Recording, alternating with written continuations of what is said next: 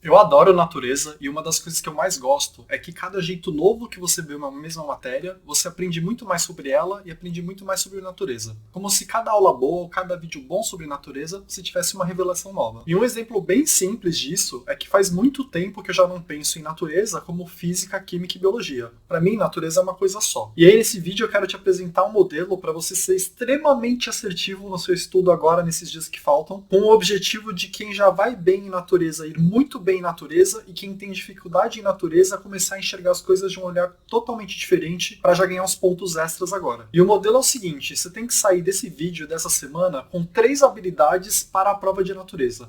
Primeiro, você tem que dominar alguns conceitos de natureza que sempre caem. Segundo, você precisa saber aquelas coisas que são decoreba, que também caem. E você precisa saber colocar essas duas coisas em prática, que seria a parte de questões. Então, é um modelinho com 3 coisas para você fazer. Aprender os conceitos básicos, decorar as coisas que sempre caem no Enem, a parte de memorização, e questões, em especial questões clássicas. E isso independe se é biologia, química e física. Você sempre vai conseguir dividir assim para as matérias também. E aí na parte de conceito, que é extremamente importante, é aquela parte do Enem que a gente precisa entender como as coisas funcionam. Então, por exemplo, você tem que saber o que é difusão, você tem que saber o que é inércia, você tem que saber o que é isolamento térmico, você tem que saber o que é uma onda eletromagnética. Isso independe de memorizar algo, independe de fórmula. Você precisa entender o que é. E para começar o seu trabalho de entender o que são esses conceitos e como as coisas funcionam, você vai ver o meu vídeo Como se tornar um deus em natureza, porque nesse vídeo, primeiro, eu te explico a importância de saber esses conceitos, como é útil para você aprender eles por vários ângulos diferentes e, no final do vídeo, eu gasto vários e vários minutos para te explicar vários desses conceitos importantes para o Enem de uma forma mais lúdica, de uma forma que mesmo quem tem dificuldade consegue entender. E por outro lado, para quem não tem dificuldade, enxerga uma coisa por um ângulo diferente, o que vai te dar vários pontos no Enem. E aí a segunda coisa que eu quero que você faça para essa dimensão de conceitos é dar uma olhada nos tópicos que mais caem no Enem e ver se você sabe do que se trata os tópicos. Eu não estou falando para você estudar esses tópicos, eu não estou falando para você decorar a fórmula, estou falando assim, vê o tópico, se caiu uma questão conceitual sobre aquele tópico, você vai conseguir se virar no dia da prova. E para te ajudar nessa tarefa, eu vou colocar na descrição o cronograma do ano passado com a lista de todos os tópicos que caem. Aí você vai ver o nome dos tópicos, aqueles que você não tiver a menor ideia do que se trata, se anota e depois dá uma procurada quando você tiver um tempo. Mas de qualquer forma, o vídeo que eu falei para você ver vai te ajudar muito. E nesse vídeo aqui eu ainda vou falar vários outros conceitos mais para frente. E nessa semana eu pretendo ainda fazer mais um vídeo com outros conceitos de natureza. Então essa é a primeira dimensão e a sua missão para ir bem no Enem naquela parte de entender como as coisas funcionam, você precisa aumentar o seu repertório de conceitos nessa semana. Eu vou te dar vários conceitos nesse vídeo, nos outros vídeos que eu estou recomendando, e você tem a missão ainda de ir atrás daqueles pendentes conforme você for vendo no cronograma que eu vou deixar na descrição. E aí vamos para a dimensão memorização e decorebas. Tem 2 coisas a serem feitas aqui. Primeiro, eu recomendo que você veja o meu vídeo metade da biologia em apenas um dia e metade da química em apenas um dia. Muita gente no canal já viu esses vídeos, agradeceu horrores depois de ter visto, inclusive ano passado. Mesmo para quem já viu, é bom rever para ver se está com uma base boa formada, que esses vídeos vão te dar uma base em vários conceitos, em várias coisas que são meramente decorar, que são fáceis e rápidas de você ver pro Enem. Então eles vão organizar bem seu estudo. Sei lá, para química você precisa ir pro Enem sabendo separação de mistura, que é bem decoreba. Você precisa conhecer alguns ácidos, que é bem decoreba. Para biologia você precisa saber sobre invertebrados, sobre doenças, que é super decoreba. Então não deixa de ver esses vídeos. Eu também vou colocar na descrição os links. Se você não quiser perder um dia inteiro, dá uma olhada nele só para você ver se tem essa base formada e vai atrás das coisas pendentes. Porque lá vai ter várias coisas simples que são rápidas de serem vistas. Então o potencial de te dar ponto é imenso. Então essa é a primeira tarefa para essa dimensão. E a segunda tarefa para essa dimensão memorização é dá uma olhada nas fórmulas de física, porque você não quer perder ponto à toa simplesmente por não lembrar uma fórmula na hora. É muito fácil evitar essa perda. Infelizmente ainda não tenho material do canal pronto para isso, não vou conseguir fazer esse ano, mas vai atrás no Google mesmo de fórmulas mais importantes para o Enem. Então essas eram as 2 tarefas. Ver os vídeos metade em um dia e ver as fórmulas de física. Isso é o mínimo do mínimo em termos de decoreba para o Enem. E são coisas que vão te dar vários pontos na prova. E aí a gente vai para a última dimensão, que é a parte de questões, mais especificamente questões clássicas, que é o motivo central desse vídeo, porque eu já fiz várias questões clássicas e não foi só uma correção de prova não, eu fiz a questão com o objetivo de te explicar os conceitos por trás de cada questão. Então é muito mais uma aulinha do que uma correção de questão, mas eu usei para fazer essas aulinhas questões clássicas, questões que sempre caem no Enem, que no geral tendem a se repetir, fazendo uma pequena mudança na questão. E como todas essas aulas estão espalhadas aqui no meu canal, eu vou juntar nesse vídeo só, vou pegar as melhores aulas que eu já dei relacionado a questões clássicas, vou juntar todas agora no final desse vídeo aqui, e essa é a primeira tarefa para essa dimensão questões. E a segunda tarefa é, continua fazendo um monte de questão de natureza até o dia da prova, mas não é só para fazer e checar o resultado, você tem que fazer para aprender e para aprender o conceito que está por trás da questão. E aí eu fiz um vídeo recente te ensinando a como estudar por questão para tirar o maior proveito possível desse tipo de estudo, porque é muito, muito, muito importante, em especial para natureza e matemática, você estudar por questão. E aí, antes da gente entrar então nas questões clássicas, que eu vou pôr aqui nesse vídeo agora, só mais duas recomendações aí. Uma delas é, eu pretendo fazer mais um vídeo de conceitos mais avançados ou conceitos que sempre caem no Enem, pensando até mais em física, porque física não tem o vídeo de como estudar em um dia, porque física tem menos decoreba que biologia e química. Então dá um jeito de não perder esse vídeo aí, porque vai te ajudar muito. E a minha segunda recomendação é, se você ainda não viu o vídeo de impactos ambientais, que eu soltei no passado, mas soltei também na semana passada para geografia, é o mesmo vídeo, porque impactos ambientais cai muito em geografia, mas cai muito, muito, muito em química e biologia também. Então é importante, para ter um repertório e ter mais conceitos, você ver o vídeo de impactos ambientais. Quem já viu o vídeo de geografia da semana passada, não precisa ver de novo, é o mesmo vídeo. Então é isso, bora para as questões clássicas. Nesse vídeo eu vou falar para você, sem enrolação, mais de 10 pegadinhas que caem em natureza no Enem, para você não perder nota à toa, porque muitas dessas questões são fáceis, mas como você nunca caiu nessa pegadinha antes, você acaba errando. E eu vou me focar em física e em biologia, não vou falar numa ordem específica, vou falando o que eu achar mais importante para você. Como no geral as pegadinhas são baseadas em alguns deslizes conceituais que as pessoas têm, então são coisas que você aprendeu errado na escola, ou coisas que ensinavam antigamente de um jeito que não é, já se sabe hoje em dia que não é o certo, eles se aproveitam dessas situações, você precisa fortalecer os seus conceitos para não cair nelas. Então, além de te falar as pegadinhas, eu vou dar uma explicada nova nos conceitos para você se atualizar e para você não errar variações dessas pegadinhas que podem vir a cair. Então vamos começar com a primeira pegadinha que quase todo ano cai, num formato ou em outro formato, mas a lógica é a mesma, que é o seguinte, em física. Casacos, jaquetas, cobertor, edredom não esquentam o seu corpo. O seu corpo esquenta ele mesmo, o seu metabolismo produz calor e essas peças fazem apenas com que você perca menos calor para o meio ambiente. E esse tipo de questão cai o tempo todo, pode às vezes ser numa casa com parede, janela, porta, pode ser casaco, pode ser edredom, mas você tem que entender a matéria de um jeito que você nunca vai cair nessas pegadinhas. Para entender direitinho esses fenômenos, você tem que ter em mente duas coisas.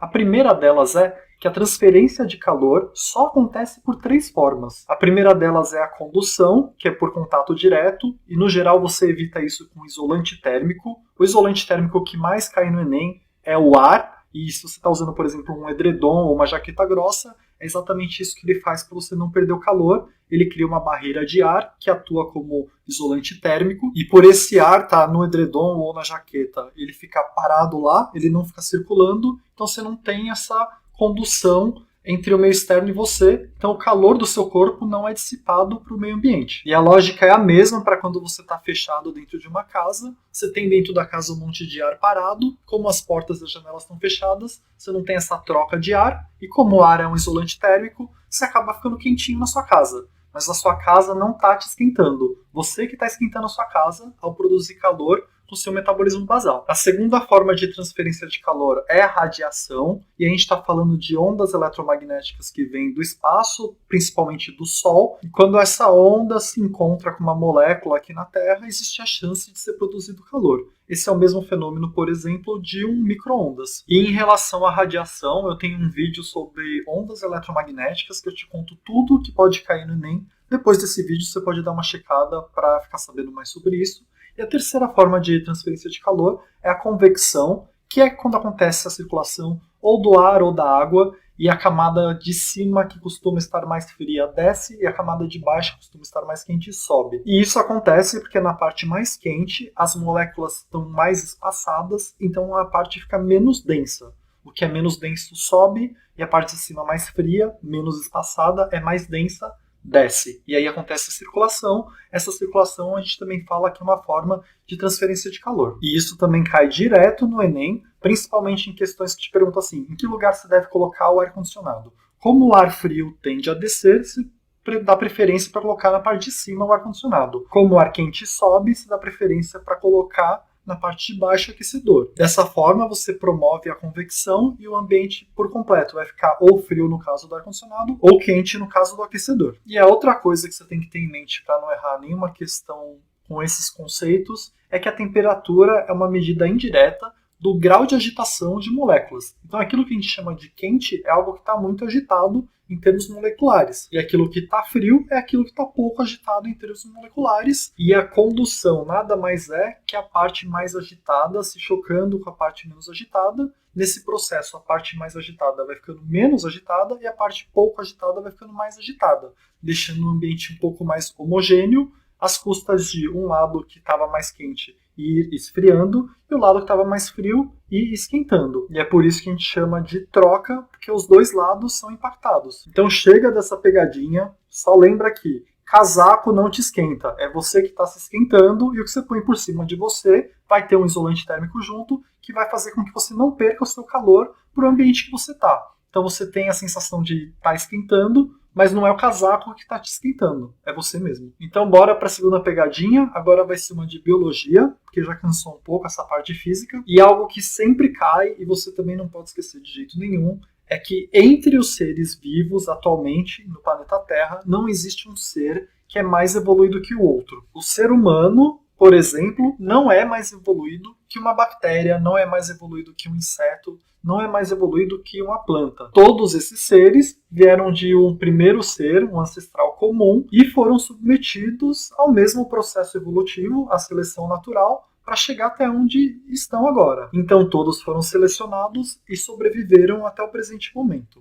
Algo que você pode falar é que um ser é mais complexo que outro, que aí você tem dados para falar sobre isso. Você pode falar, por exemplo, que um ser é mais complexo que outro, porque tem mais genes que o outro ser. Você pode também falar que um ser é mais complexo que o outro, porque tem mais tipos de células, mais tecidos diferentes, para conseguir sobreviver ao seu meio ambiente. Mas você não pode falar que um é mais evoluído que o outro, que os dois passaram por esse processo todo, e que um precisou de menos inovações evolutivas do que o outro. Então um é mais simples do que o outro, em termos moleculares, em termos genéticos, em termos celulares. Mas o sucesso evolutivo é o mesmo, entre você e uma bactéria. E esse é um dos principais conceitos que você tem que saber para a natureza. Também cai todo ano. E em um outro vídeo meu, eu falo de forma mais aprofundada sobre o tema evolução e falo sobre árvores filogenéticas para você entender direitinho esse conceito de ancestral comum. Então você pode dar uma olhada lá. Mas vamos agora para outra pegadinha, porque ainda tem muitas nesse vídeo. Nós temos uma tendência a acreditar que quanto mais inteligente um bicho, um ser, um animal, mais próximo dos seres humanos ele está em termos evolutivos. Mas isso não é verdade, em especial quando a gente fala de polvos. Os cefalópodes, do filo molusco, tá bem na moda, caiu no último Enem, e eu tinha falado um pouco antes do último Enem, um dos vídeos, que cairia polvo, porque teve um documentário que ganhou o Oscar, fazendo um estudo sobre o polvo, que é muito interessante, inclusive, se quiser dar uma olhada. E é um animal que é muito falado porque é um animal extremamente inteligente. Mas essa não é uma característica para dizer se um animal está mais perto ou não evolutivamente dos cordados. Então a pegadinha aqui, para você ficar esperto, é, apesar do polvo ser muito inteligente, ele não está mais perto do ser humano do que uma estrela do mar, por exemplo. A estrela do mar é do filo Echinodermus, e os equinodermos estão mais perto dos cordados do que os moluscos estão dos cordados. E você tem que saber isso para a prova, e você tem que saber o motivo deles estarem mais perto. E os motivos são dois. Primeiro, que os equinodermos são deuterostômios, o que quer dizer que o ânus deles é formado antes da boca, que nem o cordado. Todos os outros filos, a boca é formada antes do ânus. E aqui a gente está falando, lógico, em termos embriológicos. No momento que tem o blastóporo forma, para os equinodermos e cordados, o ânus. No caso dos outros filos, forma a boca. E o segundo motivo dos equinodermos estarem mais próximos dos cordados é que eles têm um endoesqueleto mesodérmico. e os outros filos não têm. No geral, quando você encontra um esqueleto em outro filo, ele é um exoesqueleto por fora, como os insetos. Então foram 2 pegadinhas de biologia, vamos fazer uma pausa em biologia e voltar para a física, para a 4ª pegadinha do dia. Não existe força centrífuga. Principalmente para quem é um pouco mais velho, ou usa um material mais antigo, teve na escola essa tal de força centrífuga, que seria uma força num objeto se movendo de forma circular, que faria com que ele fosse jogado para fora do círculo se você soltasse ele. Então, por exemplo, se você amarrar um objeto num barbante e começar a girar seu braço de forma circular, no momento que você soltar esse barbante, o objeto vai sair voando pela tangente do círculo. Isso acontece. E era falado antigamente que a força que faz isso acontecer, esse objeto sair voando pela tangente, seria essa força centrífuga. Mas essa força não existe, o que faz o objeto sair voando é simplesmente a inércia. A cada ponto do círculo ele está sempre tentando ir na direção que ele está naquele ponto. E tem uma tração puxando ele para o movimento circular. Se você elimina essa tração, ele simplesmente continua no movimento que ele está naquele ponto que você solta o barbante. Então essa aparente força centrífuga é na verdade uma pseudo-força. E para você não cair em pegadinhas relacionadas à força, é bom ficar alguns conceitos um pouco mais claros para você.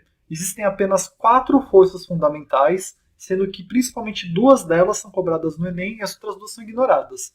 As 4 forças fundamentais que existem são gravidade, força eletromagnética, força forte e força fraca. Tanto a força forte como a fraca são num nível nuclear, não cai no Enem. Então, basicamente, todas as forças que você vê no Enem, e que são realmente forças, têm que ser classificadas ou como uma força gravitacional ou como uma força eletromagnética. O único caso que talvez fale sobre força forte seria o que mantém os prótons coesos, unidos, dentro de um átomo. Aí seria a força forte. Fora isso, se você não conseguir colocar ou em gravitacional ou em eletromagnética, simplesmente não é uma força. Como é o caso da centrífuga, que não daria para colocar em nenhuma dessas 2 caixinhas. Todas as outras forças, então aqui a tração, força normal, são forças eletromagnéticas. Se não é força gravitacional, é força eletromagnética. E aí o eletromagnetismo está num nível molecular, né? Por exemplo, o atrito. O atrito são moléculas do chão impedindo que as moléculas do objeto sejam empurradas nesse chão. Isso por uma repulsão eletrostática, que é a mesma coisa na força normal. O objeto que está sendo puxado pela gravidade não está entrando no chão, porque tem uma repulsão eletrostática do chão em relação ao objeto. E no caso da tração, é uma força de atração eletrostática das moléculas que estão na corda, por exemplo, que estão presas umas às outras. Então se lembra disso no Enem. Qualquer força que aparecer lá, ou é gravitacional ou é eletromagnética. Se você não conseguir de forma alguma explicar que é uma força eletromagnética e também não é gravitacional, muito provavelmente não é uma força. Então vamos aproveitar que eu falei de atrito e falar de mais uma pegadinha agora sobre atrito. O valor da força de atrito não é fixa. Primeira coisa que você precisa ter em mente é que existem 2 tipos de força de atrito, estática e dinâmica.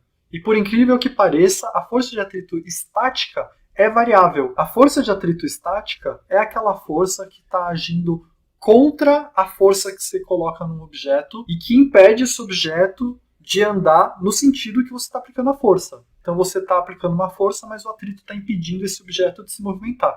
Essa força de atrito, chamada de força de atrito estática, ela vai variar conforme a força que você coloca, enquanto o objeto está em repouso. Então, às vezes, você precisa pôr pouca força, às vezes você precisa colocar muita força para conseguir iniciar o movimento desse objeto. E essa força de atrito vai ser idêntica ao tanto de força que você está colocando, enquanto o objeto não se move. Por isso que a força de atrito estática, ela varia conforme a força que você coloca. No momento que o objeto começa a se movimentar, entra em ação outra força, que é a força de atrito cinética, e some a força de atrito estática. A força de atrito cinética, por sua vez, ela é fixa. Ela não fica mais variando como ficava variando a força de atrito estática. Então a pegadinha aqui é que as palavras confundem. A força estática, nesse caso, varia, apesar de estático significar parado. E a força cinética, ela é a que fica fixa. Então a melhor coisa que você pode fazer para aprender melhor força de atrito, e dá para fazer um monte de pergunta conceitual em relação a isso, é dar uma olhada no gráfico de força de atrito e ver como funciona a força de atrito estática e como funciona a força de atrito cinética. Uma outra pegadinha é que a força de atrito estática, em dado momento, pode ser superior à força de atrito cinética. Então a força que você precisa para iniciar um movimento é maior do que a força que você precisa para manter o movimento. E já que eu mencionei que você precisa ir atrás do gráfico de atrito para aprender direitinho esse assunto, que pode cair na sua prova, e se você conhece o gráfico é muito fácil acertar. Vamos partir agora para outra pegadinha, e essa também é de gráfico. É muito comum pegadinha de gráfico relacionado a movimento uniformemente variado. E isso acontece porque quando você pensa em algo com aceleração, já vem na sua cabeça um gráfico similar a uma semiparábola, ou seja, aquele gráfico que vai crescendo e conforme o tempo vai passando, cresce muito mais. Cresce de forma exponencial. Porém, para movimento uniformemente variado, tem vários tipos de gráfico. O gráfico que parece uma semiparábola é o gráfico de espaço por tempo. Mas se for um movimento uniformemente variável, o move, e for, por exemplo, de aceleração por tempo ou velocidade por tempo, já não vai parecer mais uma semiparábola. Nesses dois casos, o gráfico vai ter uma reta. No caso de velocidade por tempo, vai ser uma reta inclinada. No caso de aceleração por tempo, vai ser uma reta paralela ao eixo X. Então, nessas questões que sempre caem no Enem, de várias formas diferentes, é muito importante você ver qual é o eixo Y. O eixo X quase sempre vai ser tempo, mas o eixo Y vai variar entre espaço, velocidade e aceleração, e muda completamente o gráfico. Então, não é porque o gráfico não parece uma parábola que não vai ser um move. Você tem que ver. Se for velocidade ou aceleração por tempo, vai ser uma reta. Então vamos para a próxima pegadinha. Vamos voltar um pouco para a biologia. Essa é importante em agora um tempo pós-pandemia. Você precisa ser capaz de diferenciar mortalidade de letalidade, porque elas são completamente diferentes. A mortalidade do Covid é muito maior que a mortalidade do Ebola. Mas a letalidade do Ebola é muito maior que a letalidade do Covid. Isso porque a letalidade é o percentual de pessoas que morrem após contrair a doença. Então, por exemplo, o Covid, muitas pessoas pegaram Covid e não tiveram nem sintoma. Se você pega Ebola, é quase 90% a taxa de pessoas que morrem após contrair a infecção. Para o Covid, esse valor não chega nem a 3%. Mas em quantidade de pessoas, o Covid matou muito mais do que Ebola. E aí você começa a pensar em mortalidade, que é o tanto de pessoas que morreram para a população geral, não só para as pessoas que foram infectadas. Então a letalidade e a mortalidade medem coisas completamente diferentes. Uma mede qual a chance de você morrer depois de pegar a doença, uma mede qual a chance de você morrer estando numa população geral. E acho que é legal você dar uma olhada adicional nesses conceitos, porque é muito fácil fazer uma pegadinha com eles. E já que a gente entrou nesse assunto morte, vamos para mais uma pegadinha que pode acontecer em biologia, que também vai ser explorada uma falha de conceito sua. Decompositores não é a mesma coisa que saprófagos. Saprófagos ou detritívoros são seres que se alimentam de restos orgânicos. Decompositores são seres que transformam matéria orgânica em matéria inorgânica. Alguns saprófagos, como fungos, são decompositores. Alguns saprófagos, como animais, não são decompositores, porque eles não conseguem transformar matéria orgânica em inorgânica. Então eles são consumidores também. Então, apesar de todos eles se alimentarem de restos orgânicos, de matéria morta, você precisa ter a ciência das nuances dos termos para não cair em pegadinha, porque também é muito fácil fazer uma pegadinha com essas diferenças. Então, bora para mais uma pegadinha, também de biologia, e essa afeta demais quem é um pouco mais velho, quem estudou por material antigo. Quando me ensinaram evolução, se falava de Lamarck e de Darwin, e você basicamente tinha que conhecer em detalhes ambos para falar na prova que Darwin estava certo e Lamarck estava errado. Então as pegadinhas naquela época eram assim: escrever sobre Lamarck como se parecesse Darwin, escrever sobre Darwin como se parecesse Lamarck, para confundir o aluno. E aí o que aconteceu mais recentemente é que se descobriu que Lamarck não estava completamente errado. E existe um movimento novo chamado neolamarquismo, que nem é tão novo assim, mas muita gente desconhece porque foi ensinado com as teorias mais antigas. Então isso é algo que eu recomendo que você vá atrás. Ler sobre neolamarquismo e epigenética. O que se sabe agora é que você pode sim adquirir caracteres por meio do uso e desuso. E o mecanismo para isso acontecer é a epigenética, que é uma alteração superficial aos genes, que afeta a leitura dos genes e que acaba por afetar as suas características. Então hoje se sabe, por exemplo, que crianças submetidas a muito estresse têm uma maior tendência na vida adulta a ter transtornos mentais, não apenas por traumas psicológicos, mas por alterações no nível genético, que é o que a gente fala de epigenética. Não acontece especificamente uma mutação, mas acontece uma alteração molecular que impede certos genes de serem lidos da forma que eram lidos antes. E essas alterações podem sim ser passadas para a prole também, então se constitui como um novo mecanismo de evolução. Então é algo que vale a pena você dar uma estudada, que pode cair na prova. Então vamos para mais uma pegadinha. Essa aqui eu caí algumas vezes na minha vida e agora eu lembro para sempre. Em genética, quando você for calcular a chance de um filho ter determinada doença, ou ter uma cor ou ter outra cor, você precisa ficar atento quando tiver um alelo letal envolvido. Normalmente as contas dão sempre assim, né? 25%, 75%. Se tem um alelo letal envolvido, e esse alelo, por exemplo, é letal de forma recessiva, na hora de calcular a chance de alguém herdar algum traço, não vai ser mais uma chance de 1 para 4 ou 3 para 4. Vai ser 1 para 3 ou 2 para 3. Porque 1/4, por ser recessivo letal, não vai participar da conta. Então vai atrás de como calcular herança no caso de alelo letal. É fácil achar isso, porque muda um pouco o resultado e é uma pegadinha que fazem direto. Você bate o olho e já vai querer fazer rápido, porque já vê algo parecido e acaba errando por um detalhe bobo. Então se você não cansou de tanto macete, eu tenho um outro vídeo que eu fiz já com um monte de macete de natureza em apenas um vídeo, que eu vou deixar aqui no final do vídeo para você ir lá, porque por hoje é isso.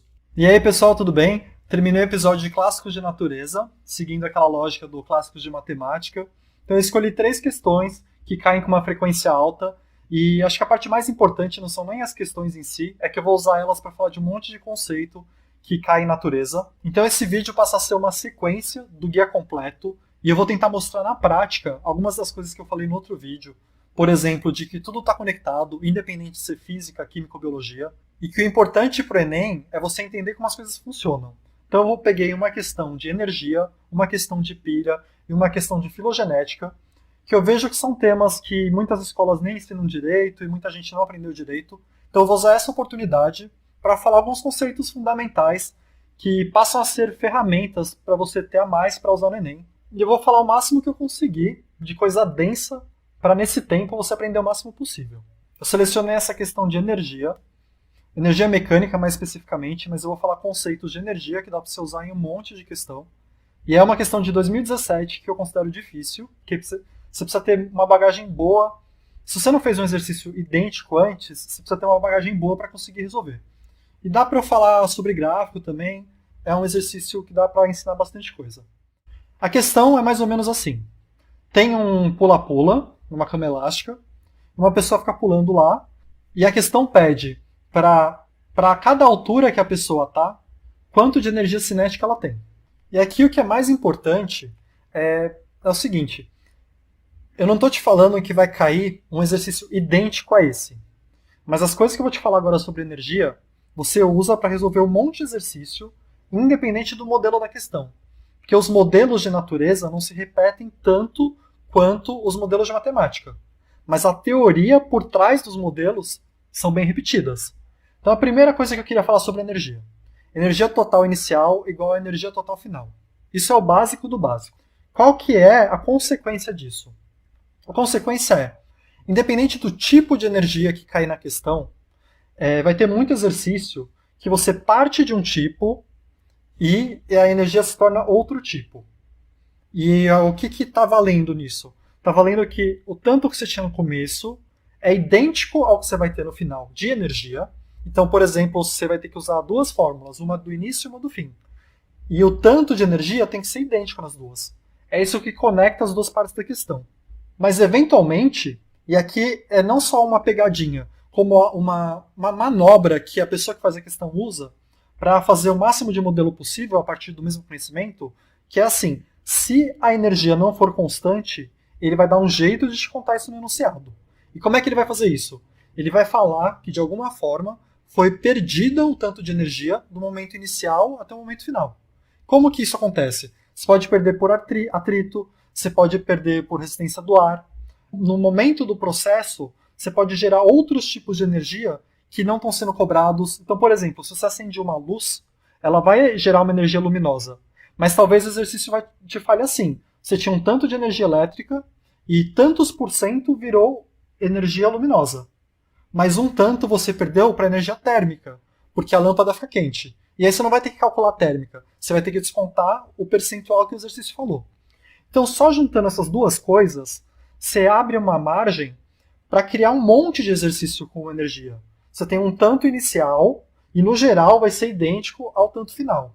Se não for idêntico, o exercício vai te contar. Ou você perdeu energia, ou a energia dissipou, ou rendeu só um tanto da energia. Ou virou um tipo de energia diferente, que não é para você dar nas alternativas. Então, esses dois conceitos já abrem, a partir de um mesmo conhecimento, um leque de questões para você fazer gigantesco para a pessoa que está fazendo. E aí a terceira coisa que abre ainda mais é você entender que é muito comum você partir de um tipo de energia e acabar o exercício com outro tipo. Então, nesse exercício especial, você começa o exercício com energia potencial. E ela vira energia cinética, depois vira energia elástica, como eu já vou falar para vocês. Mas você pode partir de energia elétrica e vira luminosa. Você pode partir de energia luminosa que vem do Sol e vai virar uma molécula de glicose após a fotossíntese. Então você transforma energia luminosa em energia química. E o conceito é sempre esse. Você precisa meio que entender como calcular a energia no primeiro tipo dado e como calcular a energia no estado final dela. E por que eu estou dando ênfase nisso?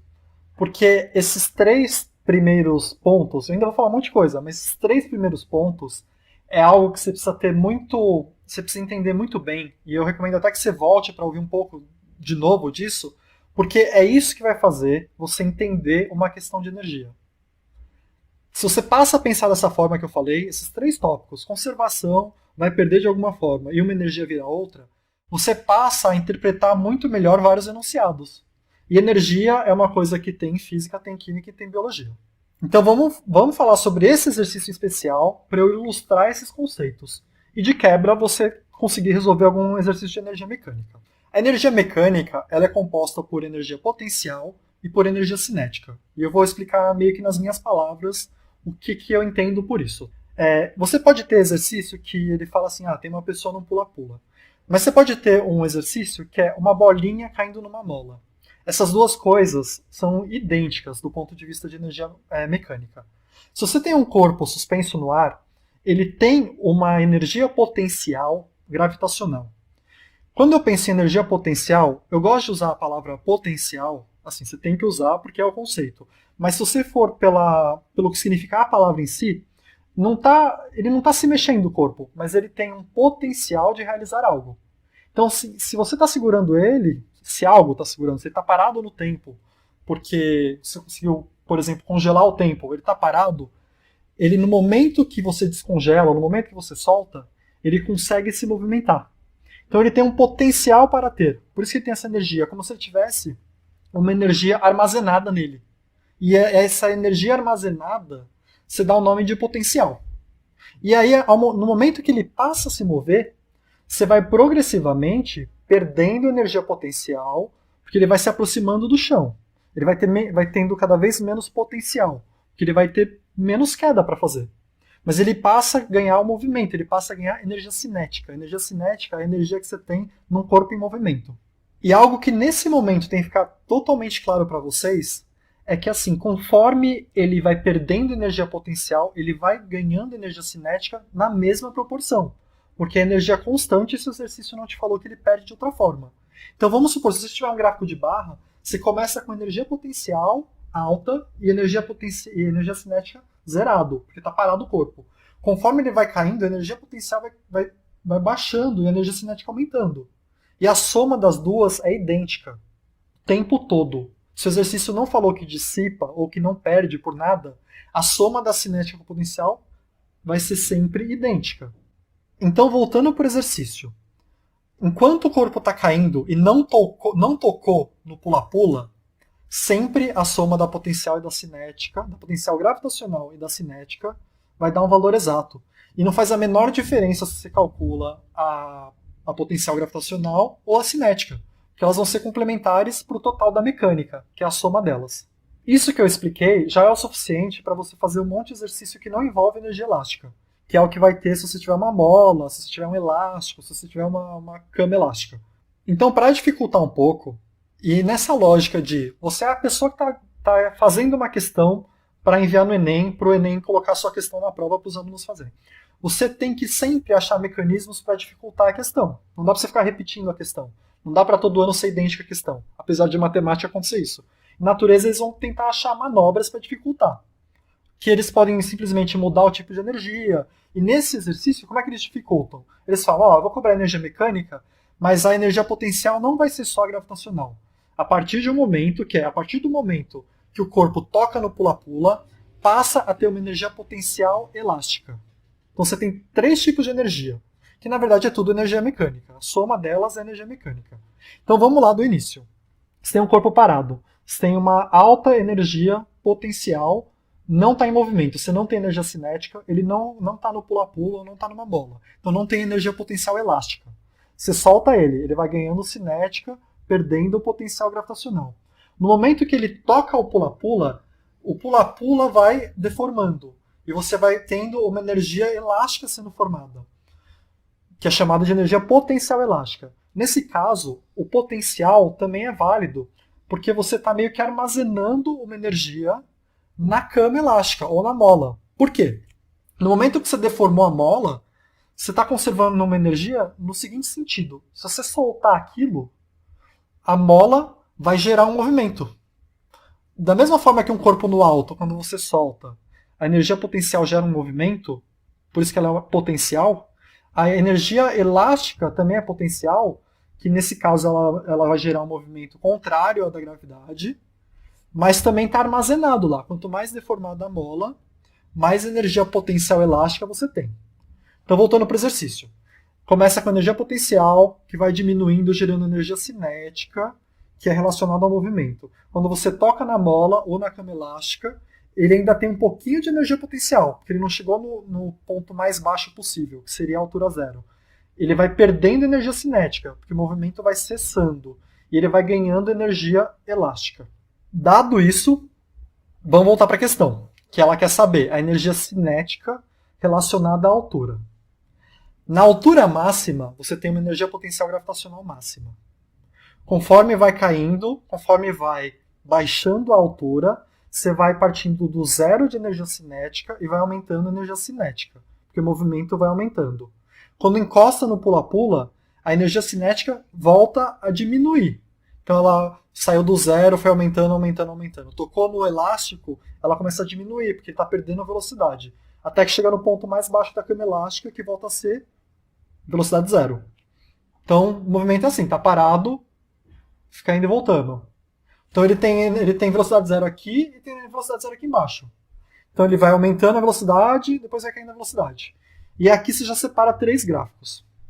E agora tem outra coisa que eu quero falar dessa questão, que dá para você usar agora em várias questões de física, em várias questões de matemática, que é a interpretação de gráfico. E aqui dos gráficos que sobraram, que são os que você parte de energia cinética zero, sobe e depois cai, porque na altura mínima ele tem zero velocidade, na altura máxima ele tem zero velocidade, consequentemente ele tem zero energia cinética, você separa esses 3 gráficos. E aqui quais são as diferenças? As diferenças são quais dos movimentos são lineares e quais não são. E você precisa dar um jeito de descobrir. E só aqui que você vai usar a fórmula finalmente. E você nem vai calcular, é só para você descobrir se é diretamente proporcional ou não. E é simples você descobrir se num gráfico o trecho que você está analisando vai ter uma reta ou uma curva. Depende de como está elevada a variável que você está avaliando. Então você vai pegar uma equação do trecho. No nosso caso, a gente está comparando energia com altura. Então você precisa achar equações que de um lado tem energia e do outro lado tem altura. Se dos dois lados estiver elevado a 1, ou seja, não tem nenhum expoente, vai ser uma reta a relação entre os dois. Se num dos lados estiver ou elevado ao quadrado ou uma raiz quadrada, vai ser uma curva. Então aqui no nosso exercício, quando você analisa o trecho que tem altura máxima, você está analisando energia potencial gravitacional, que vai virando energia cinética. Você pode usar qualquer uma das duas equações. Se você usar a equação de energia potencial gravitacional, E igual a mgh, você vai ver que o E é elevado a 1 e o H é elevado a 1. Então vai dar uma reta. Já no segundo trecho, você vai estar analisando energia potencial elástica. E na fórmula da energia potencial elástica, você tem de um lado E e do outro lado você tem o x ao quadrado. O x é a deformação da mola. Como o x está ao quadrado, você não vai ter uma reta, você vai ter uma curva. Então, para esse exercício, como eu te falei que a energia mecânica é constante, você não precisa ver diretamente a cinética, você pode ver o que está complementando ela. Como no primeiro trecho a potencial gravitacional é linear, nessa parte do gráfico vai ser linear o gráfico. Na segunda parte do gráfico, que é da altura mínima, que tem a energia elástica, você vai ter o x ao quadrado, então vai ser uma curva. Então deixa eu fazer uma revisão desse exercício, juntando tudo para tentar deixar mais claro. Primeira coisa desse exercício, ele tem dois trechos, um com energia elástica e um sem energia elástica. Você precisa descobrir nos dois trechos se a variação é linear ou não, para identificar o gráfico. É importante você saber os conceitos de que quanto mais alto, maior a energia potencial. E conforme vai aumentando a velocidade, vai aumentando a energia cinética. No momento que toca no elástico ou tocaria numa mola, se você for pegar um exercício de mola, a velocidade vai caindo, porque a mola vai brecando. Mas você você passa a ter outra energia potencial, que é a elástica. Então no segundo trecho, você tem três tipos de energia. No primeiro você tem duas energias, potencial gravitacional e cinética, enquanto uma decresce e a outra aumenta. No segundo trecho é um pouco mais complicado. A cinética vai reduzindo porque a mola está brecando. A potencial gravitacional vai reduzindo porque você está mais próximo da altura mínima. E a energia elástica, potencial elástica, vai aumentando, porque você vai deformando mais a cama elástica. E aí você já elimina dois gráficos, sobram três. E para decidir entre os três gráficos, você vai achar uma equação que de um lado tem energia e do outro lado tem altura. Se os dois lados estiverem elevados a 1, se a energia está elevada a 1 e a altura está elevada a 1, quer dizer que se você dobrar de um lado a energia, vai dobrar de outro lado a altura. Agora, se um lado está elevado a 1 e o outro está ao quadrado, o outro é raiz quadrada, você não vai ter uma reta, você vai ter uma curva. E aí você seleciona C. Você seleciona C porque na parte elástica, no trecho 2, o x está elevado ao quadrado na fórmula de energia potencial elástica, que é E igual a kx ao quadrado. Mas no primeiro trecho não está elevado ao quadrado. Apesar da fórmula de energia cinética ter ao quadrado, que é velocidade ao quadrado, na hora que você tira a velocidade e coloca uma fórmula com altura ou com distância, deixa de ser ao quadrado. Então é linear. Então chega desse exercício, vamos para o exercício número 2, que eu vou me esforçar para explicar o que é uma pilha. E por que isso? Pilha normalmente é dado no terceiro ano. Se você vem de uma escola muito boa, eles dão no segundo ano e eles fazem uma revisão no terceiro. Então você vai ter pilha no segundo ano. Só que muita escola atrasa e tem muita gente que nem aprende pilha no ensino médio. Eu não tive pilha no ensino médio. E outro problema de pilha, por isso que eu quero falar, é que tem muito professor que tem dificuldade de explicar a pilha. Então eu vou me esforçar ao máximo para simplificar algo que é simples na verdade. Só que a gente cria um trauma e parece muito difícil. Então vamos lá. Uma pilha simples é basicamente uma conexão entre dois metais diferentes. Do mesmo jeito que cada elemento tem uma afinidade diferente para ganhar ou perder elétrons, que é por isso que você consegue, por exemplo, fazer uma ligação iônica, um sal. Porque um dos átomos quer muito ganhar elétrons e outro átomo quer muito perder elétrons. E aí fica que eles se complementam. Quando você pega metais diferentes têm afinidades diferentes por manter elétron. Então, assim, por mais que eles isoladamente mantenham seus elétrons, eles têm como se fosse um desejo de manter esses elétrons diferentes. E se você der um jeito de conectar esses dois metais, o que tem maior desejo por elétrons vai puxar elétron do outro metal. E é assim que você gera uma pilha.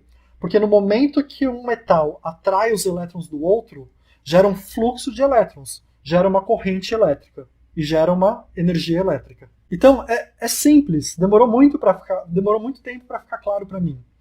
Mas é tão simples quanto isso. Metais diferentes têm afinidades por elétrons diferentes. Se você der um jeito de montar um circuito com eles, um metal vai puxar elétron do outro. E ao puxar elétron, vai gerar uma corrente elétrica. É isso, é simples. E claro que, assim, tem como você fazer uma pilha mais complexa.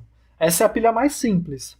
Mas se você entender a teoria, já dá para eliminar um monte de questão. Pilha é uma coisa que cai com uma frequência alta. Nos 3 últimos anos caiu pilha.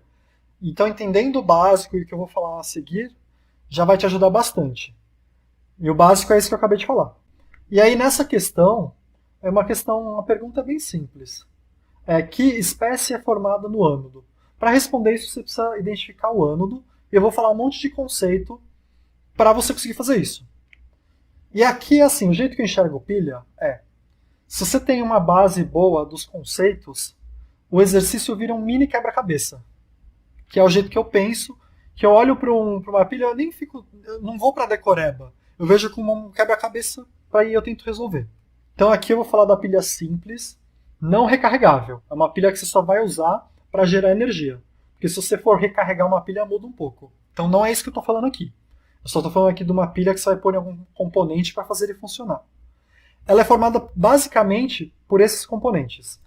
Ela vai ter 2 eletrodos, um que você vai chamar de ânodo e um que você vai chamar de cátodo. Eu já vou voltar nisso com detalhes. Ela vai ter um fio de cobre, normalmente, para juntar os 2 eletrodos, que é onde você vai pôr, por exemplo, a lâmpada que você quer ligar ou algum componente eletrônico, que é onde você vai ter essa corrente de elétrons, que é onde você vai ter energia elétrica.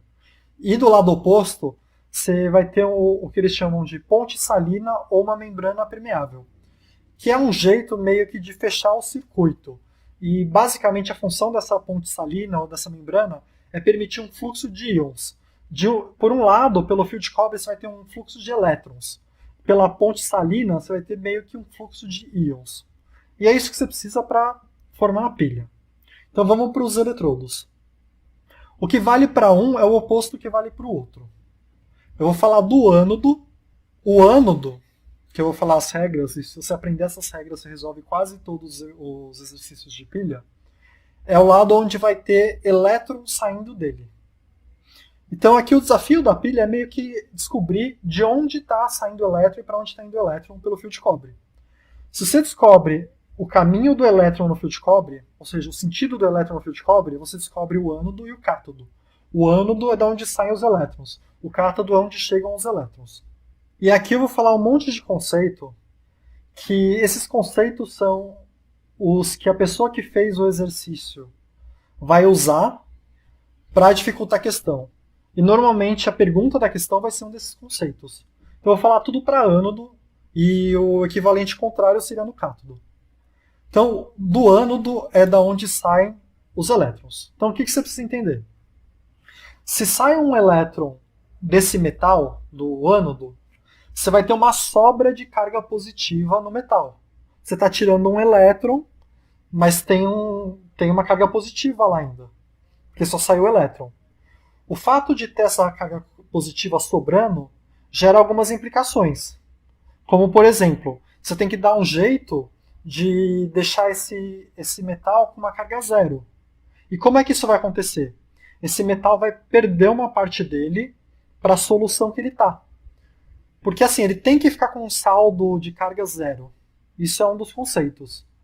Toda a parte do sistema, conforme ele está funcionando, ele tem que estar com um saldo zero. Então você tirou um elétron, sobra uma carga positiva. Ele tem que voltar, esse metal tem que voltar a ter uma carga zero. Então o que vai acontecer? Vai sair um átomo desse metal para o líquido, para ele voltar a ter o saldo zero. E o líquido vai ganhar um cátion, que é um íon de carga positiva. Então no ânodo, o ânodo vai ser, isso se chama oxidação. Oxidação é quando você perde um elétron e fica com uma sobra de carga positiva. Quando acontece isso, então aos poucos vai corroendo o metal. Então numa pilha não recarregável, toda vez que sai um elétron, e eles vão saindo aos milhões, você vai perdendo cátions para o líquido. Então o líquido passa a ter cátions, o metal vai ficando menor, porque ele vai corroendo, E esse processo se chama de oxidação. E aqui não é bem uma pegadinha, né?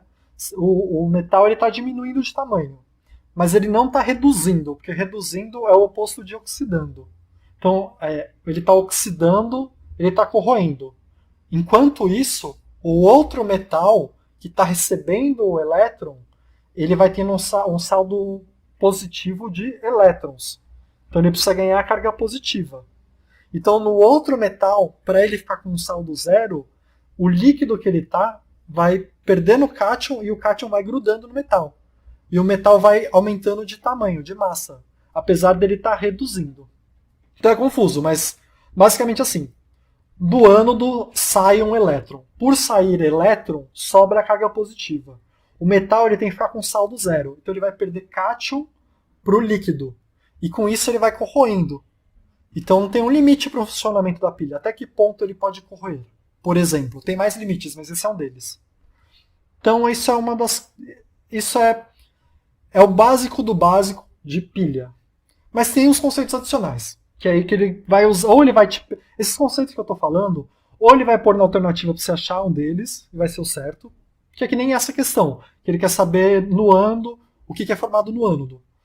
Mas tem mais algumas coisinhas. Outra coisa importante. Na pilha não recarregável, o ânodo é o polo negativo. Isso aí é meio que é convenção. Você tem que saber. Na pilha não recarregável, o ânodo é o polo negativo.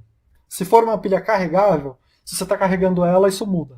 Então, não vamos pensar nisso agora. E uma outra coisa que você tem que saber é potencial de redução. Eu falei no começo da explicação de pilha que a pilha mais simples você coloca em contato dois metais, um vai ter uma afinidade maior por elétrons, então ele vai puxar elétrons e vai gerar uma corrente elétrica. A medida para isso é o que a gente chama de potencial de redução. O metal que tem maior potencial de redução, ele vai ser reduzido. Então aqui no caso, o ânodo sempre vai ser o metal com menor potencial de redução, porque ele está sendo oxidado, que é o processo contrário à redução. Então agora que eu falei esses conceitos, e não tem problema se não estiver claro, depois você vai lá no Insta e pede o material, mas eu vou tentar agora te dar um passo a passo para resolver pilha, e talvez fique mais claro esses conceitos agora. Qual que é o passo a passo? Então é o que eu falei, que você tem que enxergar a pilha como um quebra-cabeça. E o que é esse quebra-cabeça? Esse quebra-cabeça é descobrir como que está sendo esse fluxo de elétrons. Se você descobrir isso, você descobre o que é um ânodo. Se você descobrir o que é um ânodo, você vai com todo esse conhecimento que eu te falei junto do que é um ânodo, do que acontece no ânodo. Então, como é que você faz? Passo 1 para resolver pilha. Você olha para cada eletrodo individualmente para tentar identificar de qual deles está saindo elétron pelo fio de cobre. Então você analisa um por um. Analisou esse, se você descobrir no primeiro, pronto, já não precisa analisar o outro. Então vamos supor, eu olhei para um eletrodo. Eu descobri, analisando ele, eu já vou falar mais ou menos como se analisa usando o exercício, que está saindo elétron pelo fio de cobre. Pronto, esse é o ânodo. E todas as regras que eu falei de ânodo passam a valer. E você meio que ficou sabendo tudo da pilha. Então passo 1 olhe individualmente. Passo 2, identifique o sentido dos elétrons no fio de cobre. Feito isso, você aplica os conceitos que eu falei. Então vamos lá, você olhou para cá, nesse exercício.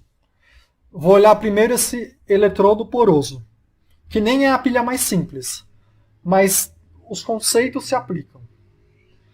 Você olha aqui, tá entrando um O2 e está saindo um OH-. Então você não está com um saldo zerado. Então você tem que descobrir de onde que está vindo esse saldo adicional. Então você está entrando com O2, você está entrando com um saldo zero e está perdendo um saldo negativo. Então da onde que está vindo esse negativo que você está perdendo? Ele tem que estar vindo pelo fio de cobre.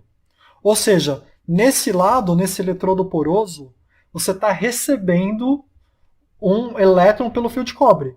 Esse elétron que chega pelo fio de cobre permite que saia um OH-. E não é nem que saia um OH-, né? Está sendo formado, é da água. Mas o ponto é, nesse lado do sistema, está sendo formada uma carga negativa. Mas não tem como você formar uma carga negativa do nada. Você precisa, o negativo tem que ter uma origem, porque o saldo tem que ser zero. E a origem de estar sendo viável essa formação do OH- é estar chegando um elétron pelo fio de cobre. Como está chegando um elétron por esse lado, no outro está saindo elétron. Porque então você já descobriu que nesse circuito a corrente elétrica está saindo, os elétrons estão saindo do eletrodo de zinco e indo para o eletrodo poroso. Então o eletrodo de zinco é o nosso ânodo. E aqui isso resolveu a questão. Porque você sabendo que o eletrodo de zinco é o ânodo, você sabe que sobra a carga positiva, ele oxida, ele está perdendo cátion para o líquido, ele está sofrendo corrosão, ele tem um menor potencial de redução, e aquele é o polo negativo. Mas você nem precisa saber tudo isso para o exercício, né? O que você precisa saber é olhar esse desenho como se fosse um quebra-cabeça. Você chegou à conclusão, analisando, que está saindo o elétron do eletrodo de zinco, que é o nosso ânodo. E o que está sendo formado desse lado? Está sendo formado esse zinco OH. Esse zinco OH é o zinco que está saindo do metal zinco indo para o líquido. O metal está gerando cátions de zinco para o líquido. E esse cátion vai se juntar com o OH que está no líquido. Eu sei que é muito confuso, não deveria ser, né? Mas a gente não tem uma base boa em pilha. Então eu vou fazer um resuminho. Resuminho. No geral, que não é no exercício, mas é o mesmo conceito. Você vai ter dois eletrodos, dois metais, um deles vai perder elétron para o outro. Quando isso acontecer, vai gerar uma corrente elétrica. O que está cedendo elétron, ou seja, no fio de cobre, o que está saindo elétron do metal indo para o fio de cobre, gerando essa corrente elétrica, é o ânodo. E aí, por ser ânodo, você sabe uma série de conceitos. Então, o exercício da pilha é: deixa eu descobrir qual que é o ânodo, ou o cátodo. Você descobrindo qual ânodo, por isso que eu falo que é um quebra-cabecinha, é um quebra-cabeça mesmo. Se você simplesmente descobrir qual é o sentido dos elétrons no fio de cobre, você descobre o ânodo. E aí você descobre todos esses conceitos. O ânodo numa pilha não recarregável é o polo negativo. O metal que está lá vai sofrer corrosão, porque quando sai um elétron sobra a carga positiva. Então ele joga cátion no líquido para zerar a carga dele. Tem um menor potencial de redução, porque ele está oxidando. Então é isso. Espero que já dê para você aprender pilha por conta própria, pelo menos, usando esses conceitos. E espero que alguma dica seja suficiente para você resolver as questões de pilha também. Dá para deixar mais complexo, mas se você não sabe esse básico, é impossível você ir para o complexo antes disso. E aí aqui eu falei que ia tentar juntar tudo, né? E juntar, como que eu junto o exercício anterior com esse? Quando você tem dois metais com afinidades eletrônicas diferentes, e você vai montar um circuito com eles, com potenciais de redução diferentes, você tem uma diferença de potencial. Então, esse é um exercício de química. Mas no exercício de física, você tem uma diferença de potencial. Você tem voltagem. Se você tem uma diferença de potencial, você tem uma energia potencial elétrica no circuito. Porque, usando a analogia de estar a bola parada aqui, se você está num circuito parado no tempo, no momento que você deixa ele iniciar, aquela energia está armazenada no metal, porque ele quer ceder elétron para o outro. Então você tem um potencial ali. E essa é a energia potencial elétrica. E da energia potencial elétrica, que é gerada pela diferença de potencial, surge o que a gente chama simplesmente de energia elétrica, que ela vem do movimento dos elétrons. Então a energia potencial elétrica gera uma energia elétrica. Mas a energia elétrica em si é uma energia cinética, porque a energia está no movimento dos elétrons, que vão ser capazes, ao se movimentar, de realizar uma tarefa, como, por exemplo, acender uma lâmpada. Então, natureza, ciências da natureza, é um negócio muito doido, porque você vai aprendendo e vai ficando cada vez mais complexo. Você vai aprendendo cada vez mais coisa, cada vez mais matéria. Mas chega um momento, que é o que eu falei no outro vídeo, que é o guia completo, que você vê que as coisas no geral são as mesmas, com uma roupinha diferente. Depende de como você olha. Então uma questão de física de energia mecânica é muito semelhante com uma pilha, dependendo do ângulo que você olha. E isso me leva para a terceira questão aqui de biologia. que eu ainda vou tentar amarrar também, apesar de não ter nada a ver. Não tem nada a ver e tem tudo a ver ao mesmo tempo. Então, a terceira questão que eu escolhi é de filogenética, porque eu vejo que isso primeiro cai o tempo todo, tudo que eu tô falando aqui cai o tempo todo de um jeito ou de outro. E não dá pra você errar, e dá pra falar um monte de conceito legal de biologia. Então essa é a terceira questão. Isso é uma árvore filogenética, e aí você vai ter vários nomes. Você pode chamar de cladograma, não é exatamente a mesma coisa, mas o jeito de interpretar é o mesmo. E eu vou destrinchar isso para apresentar alguns conceitos, porque como cai sempre é legal saber e já dá para falar de algumas coisas bem legais. Então, a primeira coisa que você precisa saber, que uma árvore filogenética, ela é feita dependendo do critério que a pessoa que fez usou. Ela não é sempre usando o mesmo critério. Você pode usar a genética para fazer. E o que isso quer dizer? Quer dizer que os ramos mais próximos têm uma genética mais próxima. Os ramos que partem de um mesmo nó, eles têm uma genética muito próxima um do outro. Se você usou como genética o critério para fazer a árvore. Mas antigamente a gente sabia pouquíssimo de genética. E já tinha as árvores filogenéticas, já tinha os cladogramas. E como que eles faziam? Eles usavam morfologia. Então eles falavam assim, esse pássaro é parecido com esse. Então numa árvore eles estão mais próximos. E aí o critério para fazer a árvore não foi o genético, foi o morfológico, a aparência deles. Mas você pode usar N coisas para fazer, depende do critério que eles vão dar no enunciado. Nesse, por exemplo, não é morfologia. Você olha na legenda e você, ó só. Ele está agrupando as coisas por embriões protegidos, tecidos condutores, tubo polínico. Então ele usou um critério morfológico e a morfologia, no geral, deriva da genética. A genética, lembra que tem o dogma central da genética, que um gene vai gerar, no final das contas, uma proteína e a soma dessas proteínas define o seu fenótipo, que é o que a gente chama de morfologia, que é a forma do bicho, como o bicho se apresenta, como a gente se apresenta. Por que eu tenho uma cor de cabelo e a outra pessoa tem outra cor de cabelo. Então, também é genético, mas não precisa ser genético, não precisa ser genética a proximidade. Depende do critério que você usa. Porque às vezes eles podem ter formas parecidas e não ter a mesma origem genética. Isso aparece o tempo todo. Por exemplo, um golfinho se parece mais, você olhando de longe, com um peixe ou com um camelo. Então você poderia criar um cladograma colocando um golfinho perto dos peixes, que a gente sabe que geneticamente não tem nada a ver. Ou numa análise anatômica aprofundada também não tem nada a ver. Mas depende de quem fez o cladograma, depende do momento histórico. Então esse é o primeiro ponto que você precisa saber. O enunciado vai te falar que critério ele está usando. E o que é legal aqui?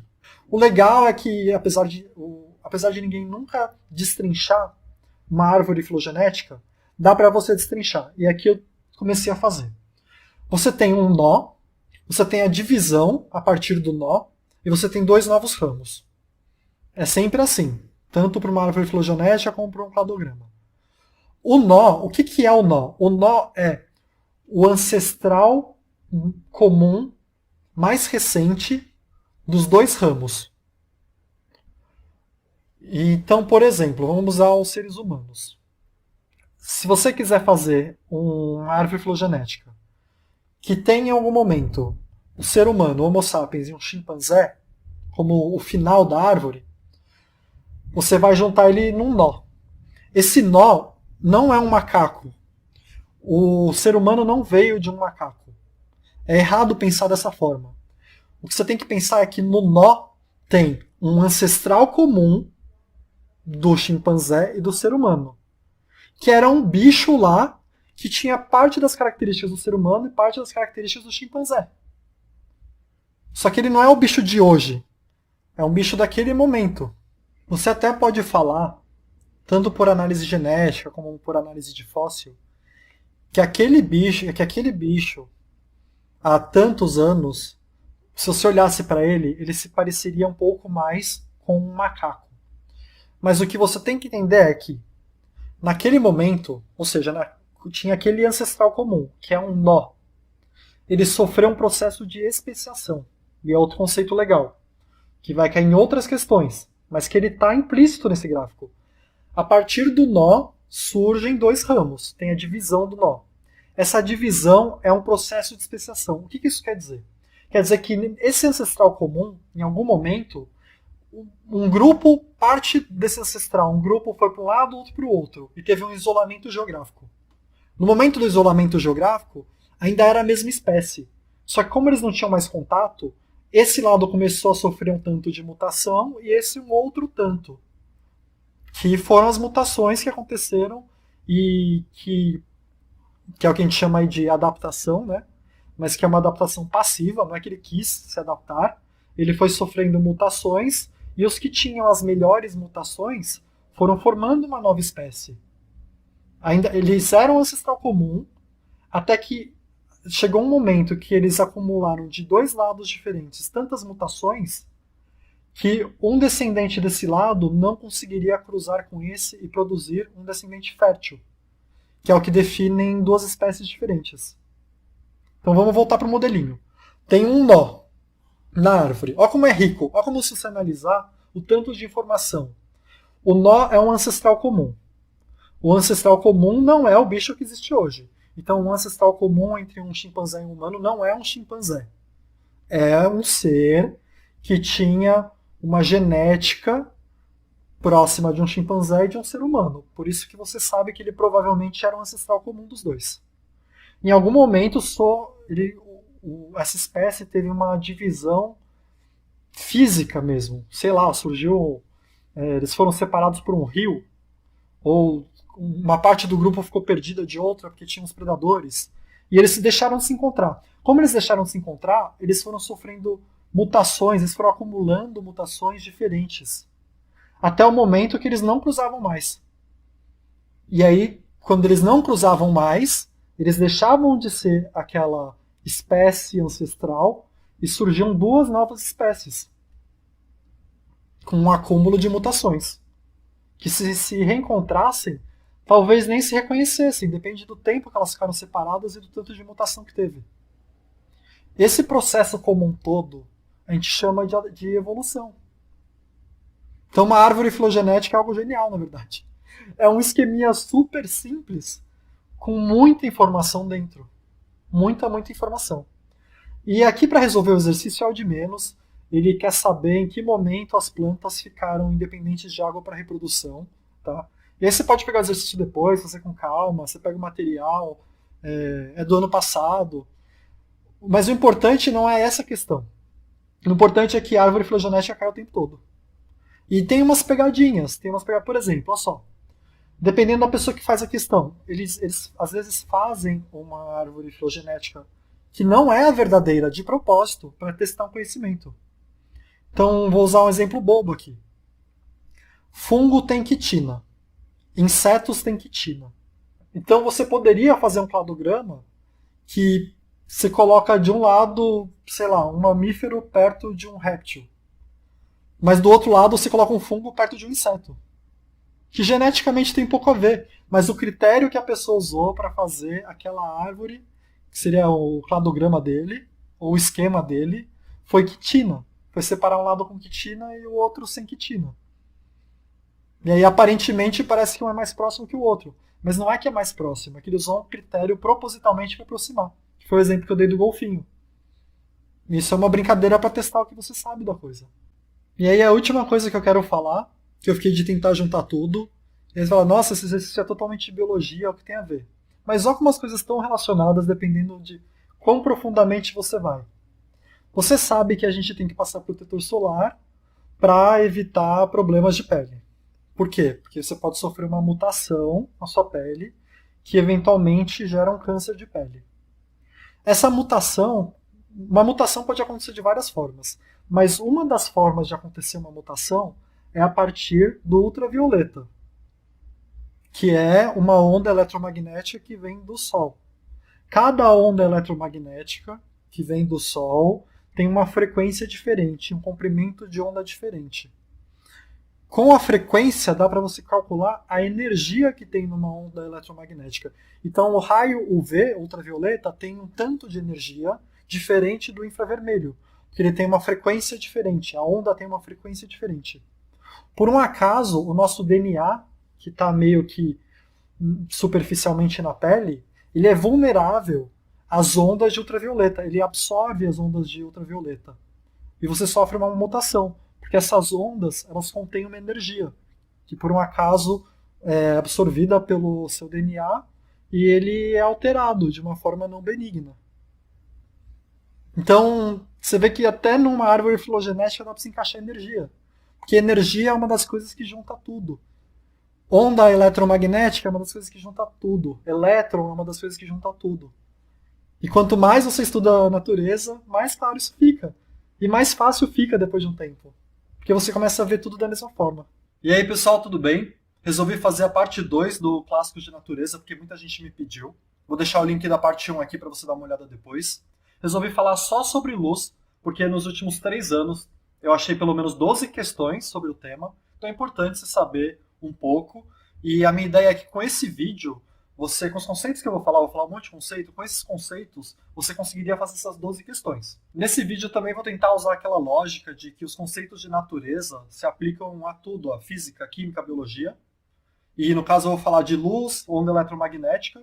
Se você quiser saber mais dessa visão de que tudo está conectado, você pode dar uma olhada no meu guia de ciência da natureza também. E vamos para os conceitos de hoje. Então eu vou falar sobre transição eletrônica, espectro eletromagnético, dualidade onda-partícula, detecção de luz, retina humana e refração. Que são os conceitos que cobram em geral, refração um pouco menos, mas caiu também. E de cara eu queria falar de transição eletrônica, isso é algo que cai sempre. Os elétrons ao redor de um núcleo, em um átomo, eles estão num estado energético. Eventualmente, se chega alguma energia nesse átomo, o elétron muda de estado energético. E uma forma de pensar nisso é mais ou menos como se fosse a gravidade. O elétron tem uma carga negativa e fica girando ao redor do núcleo, e ele tem uma energia potencial, porque ele quer se aproximar do núcleo positivo. Quanto mais distante ele está, maior é a energia. Então, se tem um elétron ao redor de um núcleo e chega uma energia, por exemplo, via onda eletromagnética, ele muda de estado, ele fica no estado mais energético, ele fica um pouco mais distante do núcleo. Mas na natureza, as partículas querem ficar num estado menos energético. Então, eventualmente, fica instável essa posição nova, no estado mais energético, mais distante. E o elétron tem como se fosse um desejo de voltar para o estado menos energético. Como ele tinha uma energia potencial maior, ao voltar para um estado menos energético, ele perde energia. E essa energia vira uma onda eletromagnética. Então, na mesma lógica do vídeo anterior, de energia constante. O átomo tem um elétron num estado mais excitado, e ele quer ficar num estado menos energético. E, eventualmente, ele vai para esse estado menos energético. Mas para a energia do sistema ficar constante, ele libera uma onda eletromagnética, que contém energia. E isso já caiu mais de uma vez no Enem. Normalmente a gente aprende em química, mas tudo é a mesma coisa, entendeu? Então você poderia ver em física, você poderia ver em biologia. E o que você precisa saber é, se um elétron vai de uma camada mais externa para uma interna, ele libera energia. Então ele fica com menos energia e é gerada uma onda eletromagnética, com essa energia que sobrou. O segundo conceito que eu queria falar é o de espectro eletromagnético. Isso também pode ajudar a resolver muita questão. A luz é uma onda eletromagnética. O que diferencia a luz de outra onda eletromagnética é que, por um acaso, essa onda eletromagnética a gente consegue enxergar.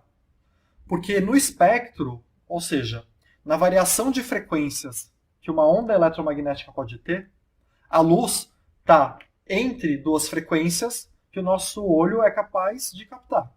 Então, o que de cara precisa ficar muito claro para você é que a luz visível, ultravioleta, o sinal de Wi-Fi, a onda de rádio, o raio-x, eles são exatamente a mesma coisa, eles são ondas eletromagnéticas e têm frequências diferentes. E, por um acaso, algumas dessas frequências a gente consegue captar com os nossos olhos. Mas tem animais que conseguem captar outras frequências, tem animais que conseguem enxergar a ultravioleta, tem animais que conseguem enxergar o infravermelho. E aí, então, a diferença entre essas ondas e a luz visível é que ela vai ter uma frequência diferente. Só que a frequência está relacionada ao comprimento de onda. Então, quanto maior a frequência, menor o comprimento de onda, e vice-versa. Quanto maior a frequência, maior a energia. E essas coisas você consegue calcular. Então, por exemplo, se você tiver a frequência de uma onda, o comprimento de onda vai ser inversamente proporcional. Se você tiver a frequência de uma onda, a energia vai ser diretamente proporcional. E a última coisa que eu queria que você soubesse, que ajuda a resolver também, é que o desvio num fenômeno de refração também está vinculado. Quanto maior a frequência, maior o desvio. Então eu coloquei essa tabelinha aqui para você, que no espectro, se você tiver que em algum momento escolher, o infravermelho é o que vai ter, comparado com o ultravioleta, o infravermelho vai ter uma frequência menor, o infravermelho vai ter uma energia menor, e o infravermelho vai ter um desvio, uma refração menor. Por isso eu coloquei o infra antes e o ultra depois. A única coisa que é invertida das coisas que cobram é o comprimento de onda. Então, o ultravioleta vai ser maior em frequência, energia e desvio da refração. Ou índice de refração, se você preferir. E o infravermelho só vai ser maior no comprimento de onda. Outra coisa que você precisa saber sobre a luz é que, por mais estranho que seja, ela é simultaneamente uma partícula e uma onda. Tem fenômenos que você só consegue explicar se você considerar que a luz se comporta como uma partícula. E tem fenômenos que você só consegue explicar se você considerar que ela se comporta como uma onda. E aí eu coloquei aqui que, por exemplo, é mais fácil você falar de energia, frequência, comprimento de onda, quando você está tratando ela como uma onda.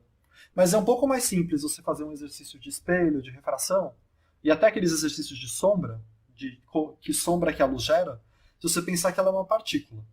E aí, quando você pensar que ela é onda, ela é uma onda eletromagnética, e quando você pensar que ela é uma partícula elementar que a gente chama de fóton. Tudo é a mesma coisa. O que é importante saber é que você não pode falar que ela é apenas uma onda ou apenas uma partícula. Ela é simultaneamente os dois. Isso, durante a evolução da ciência, o entendimento, foram teorias conflitantes. Em algum momento alguém achava que ela era uma partícula, em algum momento ela achava que ela era uma onda. E o Enem meio que quer saber isso. Quem falava a favor disso, quem falava contra, e ele vai te dar um textinho. Mas o que você precisa saber é que o que é considerado correto hoje em dia é que ela é simultaneamente os dois. E aqui eu coloquei mais alguns conceitos que amarram tudo, que vão naquela lógica de que eu sempre falo que está tudo conectado, e que é importante você saber, porque o Enem gosta de cobrar como as coisas funcionam, né? Então você precisa saber como a luz é importante, ou como uma onda eletromagnética é importante. Vários fenômenos do dia a dia, vários fenômenos biológicos ocorrem por causa da luz.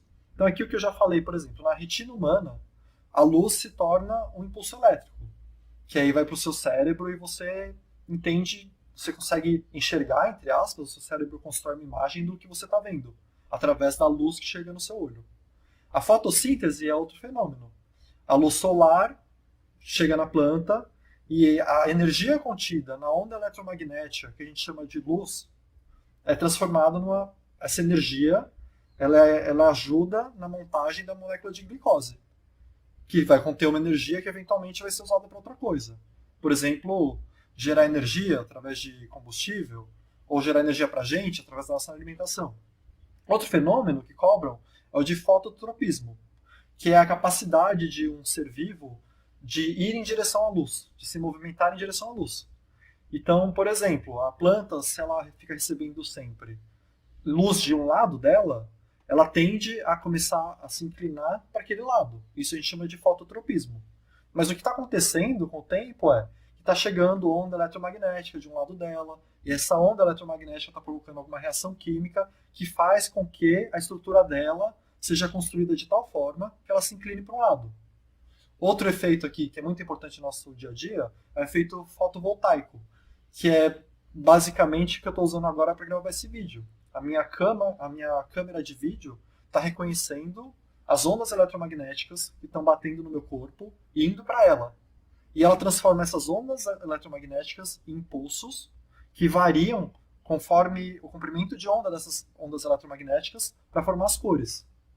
Então tudo, e aí gera uma corrente elétrica, gera os bits que vão gerar esse vídeo.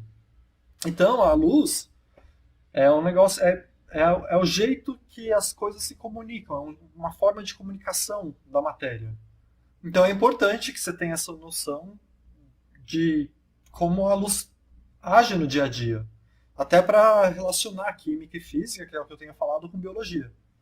Aí mais um conceito que eu queria falar, da retina humana, que cai o tempo todo. E o que cai basicamente na retina humana é: na sua retina você tem células que são como antenas de ondas eletromagnéticas. Do mesmo jeito que o seu celular tem uma antena. Tem umas células que chamam cones e bastonetes. Os cones são as células mais cobradas pelo Enem, porque eles reconhecem as cores. E você basicamente, tem variações, mas basicamente o Homo sapiens tem 3 tipos de cones. Um deles reconhece melhor o verde, um deles reconhece melhor o azul e um deles reconhece melhor o vermelho. E as outras cores são derivadas da junção dessas 3 informações desses cones. E falar que uma célula reconhece melhor o azul é falar que ela reconhece melhor uma onda eletromagnética com a frequência que a gente considera ser o azul. Porque as cores são as diferentes frequências. Começando no infravermelho, indo para o vermelho, caminhando por todas elas, como se fosse um arco-íris. Então seria vermelho, laranja, amarelo, verde, azul, anil e violeta. E depois do violeta chegaria o ultravioleta. E o Enem vai te falar que, sei lá, alguém tem uma mudança genética e não tem um desses cones. E se você perde um desses cones, você tem um problema na hora de enxergar a cor que esse cone atuaria como antena para aquela frequência de onda eletromagnética. Então, se o Enem falar para você que você não tem o cone que reconhece o vermelho, a sua construção do vermelho vai ser pior, porque você não está sabendo se está chegando vermelho ou não em você. Então, você vai ter um problema para identificar as cores. E aí, o último conceito que eu queria falar, que é raro cair no Enem, mas já caiu uma vez nos últimos 3 anos, é o conceito de refração. O conceito em si é simples, mas tem várias regrinhas que complicam um pouco. O conceito de refração é assim: se a luz muda de meio, ela pode mudar de direção. E o que vai falar para você se muda ou não de direção é o índice de refração. Isso acontece porque os meios têm diferentes densidades. Os meios têm diferentes quantidades de moléculas neles, e essas ondas eletromagnéticas passando por um meio, na hora que mudam de um meio para outro, vão sofrer um desvio. Então aqui é importante saber, se vai de um meio para outro, se o índice de refração é diferente, vai ter esse desvio, então vai mudar a direção. Mas se é uma onda eletromagnética, e nesse caso é melhor se enxergar como se fosse uma partícula, não é melhor você enxergar como se fosse uma onda. Para um tipo de exercício de índice de refração, você entender como se fosse um projétil, uma partícula, é melhor do que uma onda. Se essa partícula está chegando perpendicularmente, ela não muda de direção, por exemplo. Agora, se ela chegar num ângulo muito inclinado, ela vai refletir, em vez de mudar a direção dela dentro do segundo meio, ela vai refletir para o meio que ela já está. E é por isso que quando você olha para a água, dependendo do jeito que você olha para a água, você consegue ver o que está na sua frente, como se fosse um espelho.